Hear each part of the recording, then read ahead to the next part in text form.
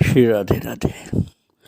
भक्तों, प्रभु की कृपा सदा जीव पर बरसती रहती है। वो अपने कर्मों की खेती भी करता है। जीव कर्मों की खेती के अनुसार उसका कभी उत्थान कभी पतन भी होता है। यदि आध्यात्मिक मार्ग पर चल पड़ा है, भक्ति की तरफ बढ़ने लगा है, परंतु कुसंग फिर भारी हो गया और संभल नहीं पाया, तो कहीं निकृष्ट योनियों में भी पहुंच जाता है। ऐसी स्थिति में भी कृपाल प्रभु उसके कल्याण का ध्यान रखते हैं और अपने संत जनों को भेज करके उसका कल्याण कर ही देते हैं। और वो संत जन ऐसे पतित जीवों का कल्याण करने के लिए कटिबद्ध रहते हैं। उनके मन में ऊंच नीच का ऐसा विचार नहीं रहता कि ये निकृष्ट है, इससे हम दूर रहें। वो निकृष्ट यौन के प्राणियों के पास भी जाते हैं। और आप सुन रहे थे चरितावली संत श्री गुलाब राव जी महाराज की। उनके जीवन में ऐसी घटना घटी थी। एक कुत्ता आता था महाराज जी के पास, गुलाब राव जी के पास। वो महाराज जी का कुत्ता नहीं था तो कहीं आसपास का, लेकिन आ करके सत्संग में बैठता था भक्तों। उसका नाम रखा था झाव्या। ये झाव्या कुत्ता बड़ा विचित्र था तो कुत्ता, लेकिन पूरी तरह शाकाहारी था। दूसरी बात, एकादशी और सोमवार इन दिनों में वो कुछ भी नहीं खाता था। पशु की योन में जन्मा हुआ ये कोई पुण्यात्मा जीव था। जहां महाराज का प्रवचन होता था वहां जाकर बैठ जाता था। और ये झाव्या कुत्ता आरती के समय खड़ा होता था और महाराज के मन में उसके लिए कुछ आकर्षण निर्माण हो गया। भगवान की इच्छा से उसका कल्याण प्रभु करना चाहते थे।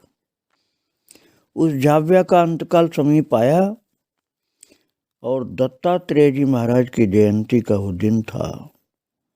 महाराज उसके पास बैठे। श्री गुलाब राव जी महाराज ने झाव्या को समझ लिया कि अब इसका शरीर छूटने वाला है और अपने हाथ से मिष्ठान का प्रसाद उसको खिलाया, उसे स्नान कराया, उसे संपूर्ण गीता सुनाई। एक कुत्ता भले ही है, लेकिन जो प्राणी मेरे पास आया, महाराज जी सोच रहे हैं कि वो मेरा आश्रय लिया है, उसका हित मैं कर सकता हूँ। जितना उतना हित मुझे कर ही लेना चाहिए, क्योंकि हर जीवात्मा कृपा का अधिकारी है। ये जो संत का आश्रय लेता है जीवात्मा, तो संत की कृपा का अधिकारी है। महाराज ने उसको गीता सुनाई और उसके पश्चात उसके मस्तक पर हाथ रखा, कुत्ते के मस्तक पर। कितना पुण्यात्मा रहा होगा ये कुत्ता, कितना भजन किया होगा, पिछले जन्म में सत्कर्म किया होगा कि इतने बड़े महान पुरुष का वरद हस्त उसके मस्तक पर पधराया गया है आखिरी टाइम में। तब उसका प्राणोत्क्रमण हुआ, अर्थात देहपात हुआ। महाराज जी ने उसकी आरती उतारी कि ये महान जीवात्मा भगवत धाम जा रहा है।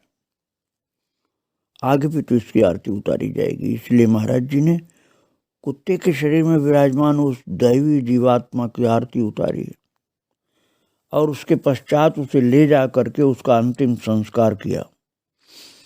जो स्वयं एक उपेक्षित का जीवन जी रहा था,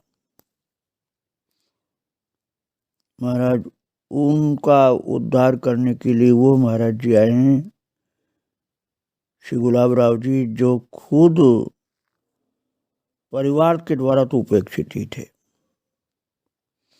मातृ पितृ विहीन एक अंधा बालक, लेकिन उसे अपने पास रहने वाले कुत्ते की भी कितनी कदर थी। अंतःकरण करुणा से भरा था क्योंकि संत थे। इसी तरह से समाज में जो तिरस्कृत लोग होते हैं, जिनको लोग घृणा की दृष्टि से देखते हैं, उनका उद्धार करने के लिए भी महाराज जी महान संत लोग आगे बढ़ते हैं। और ऐसा भी किया था महाराज जी ने, गुलाबराव जी ने, कि समाज में जिसको बहुत ज्यादा बहिष्कृत तिरस्कृत मानते थे, उसका उद्धार किया। जहाँ महाराज जी रहते थे वहां से 5 मील दूर पर खरा नाम का एक गांव था। महाराज जी कभी कभी वहां पर जाया करते थे। वहां रुकते जिस जगह पर, वहीं निकट में एक गणिका का निवास था।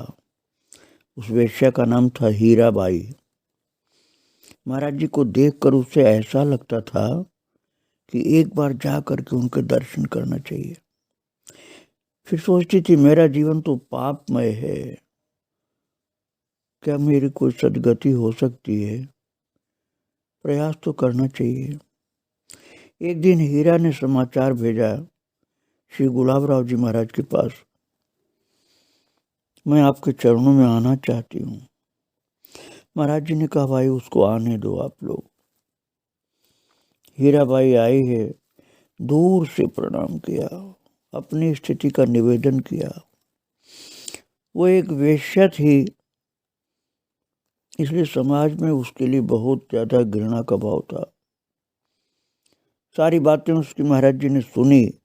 हीराबाई ने रोते हुए कहा, महाराज मेरा जीवन तो ऐसा है, क्या मेरा उद्धार हो सकता है? महाराज जी ने कहा कि परमात्मा करुणा के सागर हैं, तुम आज से सुधर जाओ तो पीछे क्या हुआ इसके लिए भगवान कुछ नहीं ख्याल करेंगे। संत श्री गुलाबराव जी ने कहा भगवान तुम्हें क्षमा कर देंगे। तो हीरा ने पूछा इसके लिए मुझे क्या करना चाहिए? तो श्री गुलाबराव जी महाराज ने कहा कि ये ज्ञानेश्वरी की पोथी लो, पढ़ सकती हो तो पढ़ो, और नहीं पढ़ सकती हो तो बस ज्ञानेश्वर जी का नाम जप करो। मराठी में उन्होंने बतलाया ज्ञानेश्वर माऊली ये मंत्र जप करो। और फिर उन्होंने बोले संत जी की एक सूचना मैं तुमको और देता हूँ, वो ये है कि तुम्हारे जीवन में वेश्या होने के कारण बहुत लोग पति के स्थान पर रहे होंगे, किंतु अभी तुम जिसके पास हो, इन दिनों जिसको पति मान रही हो, तुम उसको वास्तविक अपना पति मान लो और पूरी निष्ठा रखो उसके लिए, और आगे दूसरा पति नहीं करना, बस उन्हीं को अपना पति मानो जो वर्तमान में पति हैं, उनके साथ ही रहो और कोई नियम नहीं करना तुमको। ज्ञानेश्वरी पढ़ो और ज्ञानेश्वर माऊली जो मैंने बताया वो जप करो। महाराज हीराबाई ने उसी प्रकार आराधना आरंभ कर दी जो महाराज जी ने बतलाया था। उसकी उपासना बढ़ती गई। कुछ वर्ष के पश्चात हीराबाई का अंतकाल समीप आया। महाराज जी वहां नहीं थे। हीराबाई समझ गई कि मेरा अंतकाल आ गया है। हीराबाई ने समीप को लोगों से कहा कि महाराज की दी हुई ज्ञानेश्वरी मेरी छाती पर रख दो और ज्ञानेश्वर महाराज का चरणामृत मुझे पिलाओ। ज्ञानेश्वर महाराज का चरणामृत पिलाया गया उसको। उसकी छाती पर ज्ञानेश्वरी रखी गई। हीराबाई बोल रही थी लेटे लेटे, ज्ञानेश्वर माऊली, ज्ञानेश्वर माऊली, ज्ञानेश्वर माऊली। अंतिम वाक्य उसने कहा समीप के लोगों से कि जाकर के महाराज जी से कहना आपकी हीरा ज्ञानेश्वर माऊली कहते कहते गई है। और महाराज हीराबाई गई। जब किसी ने जा करके महाराज जी को ये बात सुनाई है तो उन परम करुणा के स्वरूप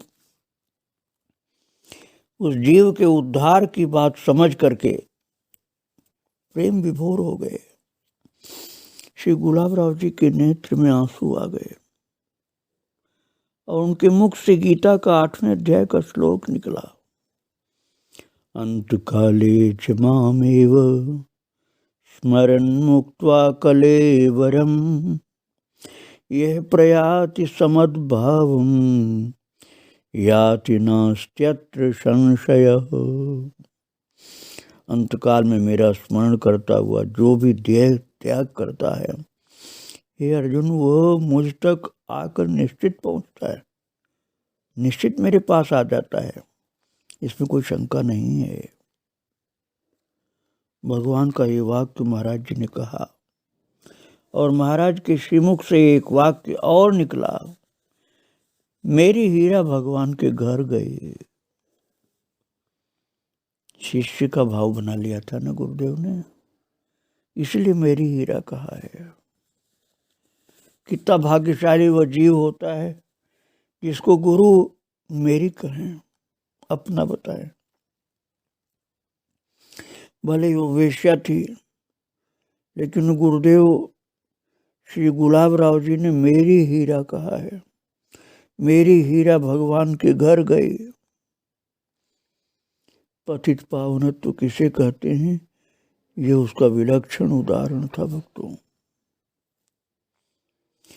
सांसारिक आपत्तियों को झेलते हुए भी अंतःकरण करुणा से भरा हुआ था। लोग गलतियां तो करते हैं, जीव का स्वभाव गलती करना, पर इस प्रकार की गलतियां करने वालों का भी उद्धार कैसे किया जाए, उन्हें मार्गदर्शन प्राप्त होना चाहिए और संत जने करते हैं। भागवत धर्म की यही सबसे बड़ी विशेषता है। अन्य लोगों के लिए अन्य आधार भी हो सकते हैं, लेकिन सामान्य से सामान्य गिरे हुए व्यक्ति के उद्धार के लिए मार्गदर्शन यही भागवत धर्म की सबसे बड़ी विशेषता है। ये संत जन करते हैं। भक्तों, महाराज जी का अर्थात गुलाबराव जी महाराज का अमरावती में जमुनाबाई के घर में आरंभ हुआ निवास। जमुनाबाई का घर आने जाने वाले लोगों के लिए लॉजिंग जैसा निवास स्थान था, आश्रम समझिए आप। वहाँ पर रहते हुए महाराज का बहुत लोगों से संपर्क हुआ। महाराज जी वहाँ पर ज्ञानेश्वरी के आधार पर सत्संग करते थे, भागवत की कथा करते, संकीर्तन करते, अपने दिव्य अमृत अनुभव सुनाते। फिर लोगों ने सुना, पब्लिक ने, कि कोई अंधा व्यक्ति आया है जो ज्ञानेश्वरी पर अमृतानुभव सुनाता है, अमृतानुभव सुनाता है, भागवत पर निरूपण करता है। ये सुनकर के अमरावती के विद्वान लोग जिज्ञासा लेकर के उनके पास आने लगे। जब वो महाराज के पास बैठकर अपनी जिज्ञासा की तृप्ति करते तो बड़ी आश्चर्य की उनकी सीमा खत्म हो जाती। इतना आश्चर्य होता कि ये नेत्रहीन और इतना अद्भुत कृपापूर्ण ज्ञान। तो महाराज बहुत प्रेम भरा हुआ ज्ञान था उनका। था तो अद्वैत ज्ञान, लेकिन वो अद्वैत ज्ञान नहीं था कि जिसमें भक्ति नहीं हो। भक्ति को लक्ष्य न करके, भक्ति को साधन बना करके ज्ञान को लक्ष्य बनाया जाए, ऐसा अद्वैत नहीं था उनका। इसलिए उन्होंने अपने अद्वैत का नाम रखा मधुराद्वैत संप्रदाय। श्री गुलाबराव जी ने जिस संप्रदाय का सृजन किया उसका नाम रखा मधुराद्वैत संप्रदाय। वो कहते थे अद्वैत तो ठीक है, लेकिन उसमें कृष्ण भक्ति मुख्य होनी चाहिए, लक्ष्य कृष्ण भक्ति होनी चाहिए, लक्ष्य ज्ञान नहीं होना चाहिए। इसलिए उन्होंने मधुराद्वैत संप्रदाय नाम रख दिया कि यह अद्वैत तो है लेकिन बहुत मधुर वाला है, प्रेम भरा हुआ अद्वैत है। पूर्ण विश्वास था गुलाबराव जी को कि ज्ञानेश्वर महाराज की कृपा है मेरे ऊपर, इसलिए उन्हें आलंदी की यात्रा करने की इच्छा हुई। इस यात्रा में उनके साथ अनेक लोग थे। आलंदी में महाराज ने स्वयं 3 दिन तक अन्न जल का त्याग कर दिया तथा केवल ज्ञानेश्वर महाराज की उपासना में बैठे रहे। महाराज जी ने स्वयं लिखा कि तीसरे दिन संजीवन समाधि से श्री ज्ञानेश्वर महाराज का बाहर आगमन हुआ और उन्होंने अत्यंत प्रेम से, गुलाबराव जी कहते हैं कि मुझे अपनी गोदी में बिठा लिया, मेरे मस्तक पर हाथ रखकर मुझे मंत्रोपदेश किया। जिस क्षण श्री ज्ञानेश्वर महाराज ने मेरे मस्तक पर हाथ रखा उसी क्षण सारे शास्त्र मेरे लिए अनावृत हो गए। मेरी बुद्धि का प्रचंड विस्तार हुआ, उसमें प्रगल्भता आ गई और गुलाबराव जी कहते मैं धन्य हो गया। ज्ञानेश्वर महाराज के द्वारा स्वयं अनुग्रहित होकर के गुलाबराव महाराज पूर्णता को प्राप्त हो गए। और भक्तों, इसी के लिए तो उन्होंने आज तक साधना की थी। उनका सारा आचार, उनका सारा अध्ययन, उनका सारा पुण्य, उनके द्वारा किए गए सारे सत्कर्म आज सफल हो गए। श्री ज्ञानेश्वर महाराज स्वयं उन्हें अपने अंक में विराजमान करके दिव्य स्वनाम मंत्र प्रदान कर अपनी सारी परंपरा का भान उन्हें करा दिया और उत्तराधिकार सौंप दिया। महाराज स्वयं पूर्व जन्म से ही सिद्ध थे, लेकिन अब वे परिपूर्ण हो गए। इसके पश्चात उनका जीवन ही अलौकिक हो गया। और सन 1901 की यह बात है भक्तों, आज से 121 वर्ष पहले की बात है। इसके पश्चात उनका जीवन अत्यंत वेग से अपने सिद्धांतों का प्रस्थापन करने लगा और उसी में जीवन को व्यतीत किया। मधुराद्वैत संप्रदाय, जिसमें कृष्ण भक्ति ही मुख्य थी, उसका इस प्रकार से आरंभ हुआ भक्तों कि अद्वैत को अर्थात ज्ञान निष्ठा को मानते हुए भक्ति को मुख्य बनाया उन्होंने और कात्यायनी व्रत भी किया। और महाराज उस समय के अत्यंत श्रेष्ठ विद्वान, महाराष्ट्र के सुप्रसिद्ध लेखक, जिन्होंने मराठी भाषा का इतिहास लिखा, जो स्वयं अपने आप में संत साहित्य के विलक्षण विद्वान कहलाते थे, वे हरिभक्ति परायण पांगारकर जी उस समय अमरावती हाई स्कूल के मुख्याध्यापक थे। उन्होंने विचार किया और अपने साथ कुछ अध्यापकों को लेकर के कात्यायनी में महाराज जी का दर्शन करने गए। और दर्शन की बेला में जब महाराज जी के पास पहुंचे और प्रणाम करने के लिए झुके तो उनका हाथ में लेते ही बोले, गुलाबराव जी, पांगारकर आप मुझे प्रणाम नहीं करें, आप ब्राह्मण हैं, मैं आपको प्रणाम नहीं स्वीकार करना चाहता हूँ। तो पांगारकर जी ने पूछा कि आपको कैसे पता चला कि मैं पांगारकर हूँ? तो महाराज ने कहा, आपका हाथ मैंने हाथ में लिया और तुरंत मेरे सामने आपका नाम आ गया। इस प्रकार की अद्भुत सिद्धि तो बचपन से थे भक्तों। और उस प्रवास में पांगारकर जी तो बस उनके सच्चे प्रेमी हो गए। और जब ज्ञानेश्वरी कहना शुरू किया है गुलाबराव जी ने, तो महाराज उन्होंने जैसे पद्य में है इसी तरह पद्य में ही बोला। पांगारकर के मन में पहले और उनके साथियों के मन में बात आती थी कि ये ज्ञानेश्वरी तो ज्ञानेश्वर महाराज ने जब कहा होगा तो गद्य में ही कहा होगा, बाद में पद्य में इसका निरूपण किया हो गया होगा। तो इन्होंने खुद ज्ञानेश्वरी को गद्य में न कह के पद्य में ही सुनाया। तो आश्चर्य हो रहा था सबको। श्री गुलाब राव जी महाराज ओवियाँ जो मराठी में हैं वो बोलते रहे और 800 ओवी लगातार जबानी बोलते गए। पूरा का पूरा प्रवचन पद्य में था। उसके बाद भी बोले, हजारों ओवियाँ बोल गए। 2.5 घंटे तक प्रवचन चलता रहा। एक ओवी का स्पष्टीकरण महाराज हजारों ओवियों में बोलते थे।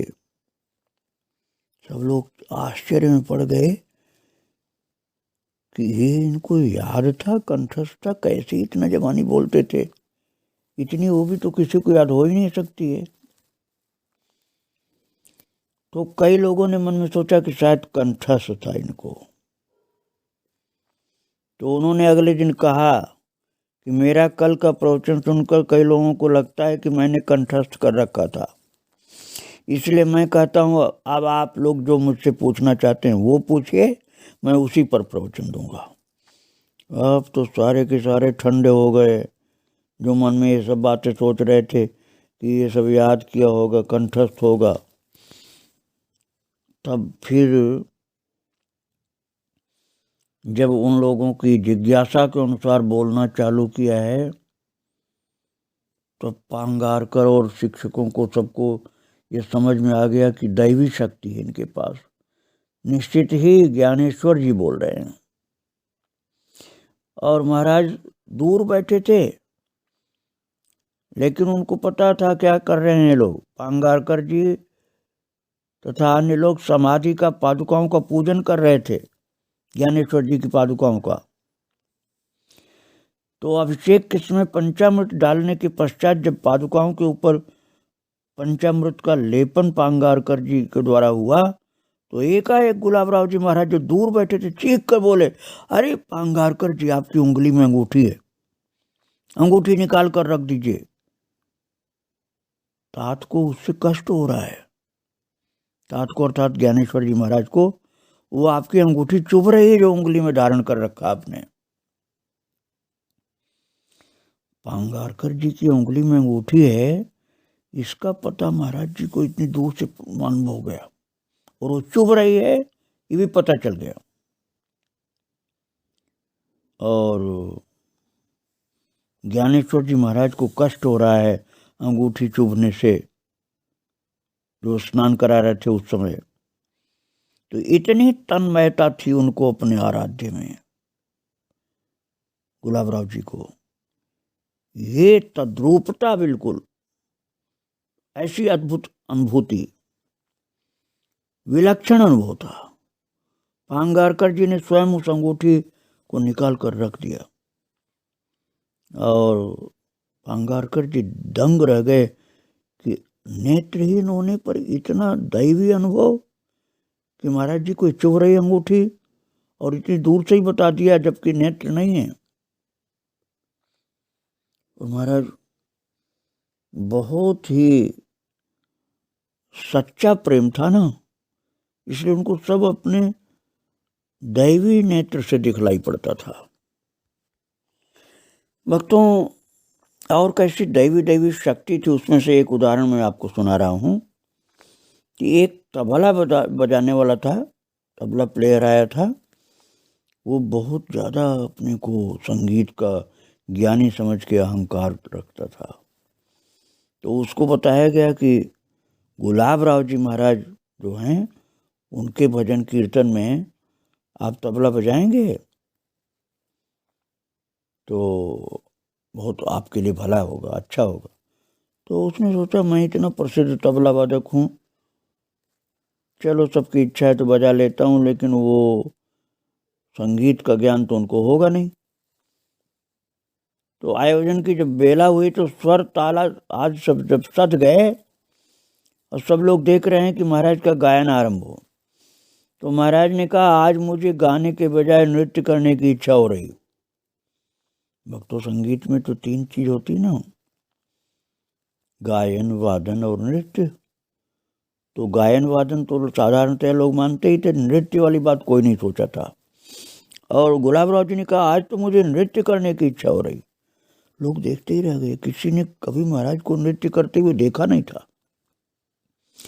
तो लोग सोच रहे हैं इनको क्या सूझा, कभी तो नृत्य किया नहीं, इतने बड़े संगीत कलाकार तबला वादक के साथ नृत्य करना चाहते हैं महाराज जी। अरे वो बोले मैं कितने युगों से प्यासा बैठा हूं, आज मुझे नाचने दो।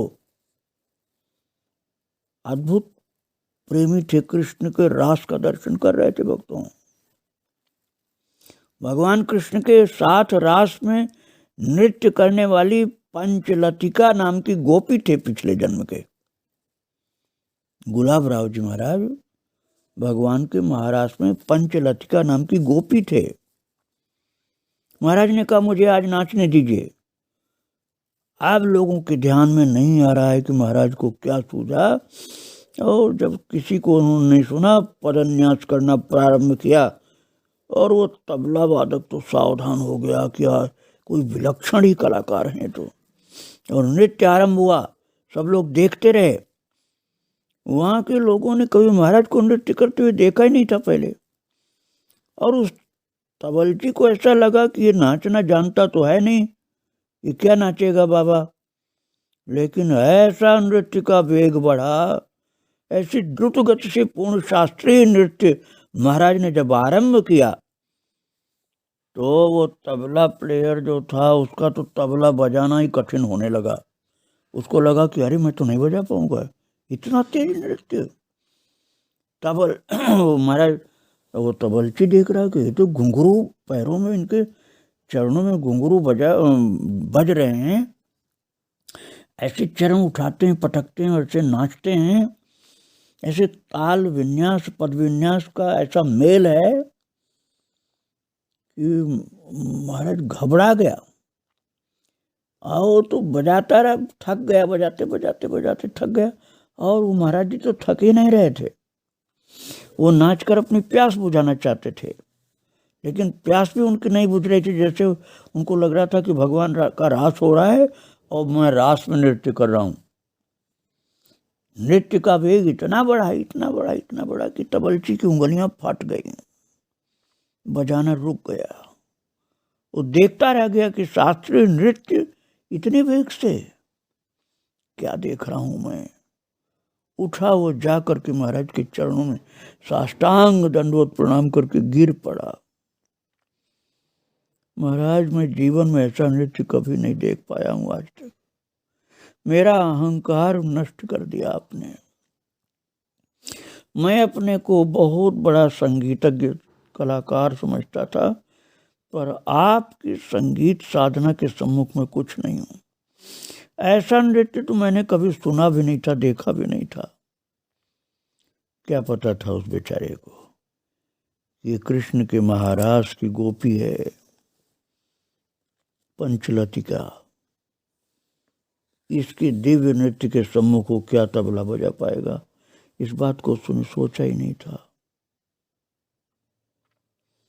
उस दिन नृत्य करके महाराज ने स्वयं अपने गोपीत्व को लोगों के सामने इस ढंग से प्रदर्शित कर दिया कि सब दंग रह गए। धन्य श्री गुलाब राव जी महाराज। इनके आगे के चरित्रों को आप फिर सुनेंगे बाद में। अभी मैं उनके चरणों में प्रणाम करके विराम दे रहा हूँ भक्तों। श्री राधे राधे, जय श्री राधे राधे।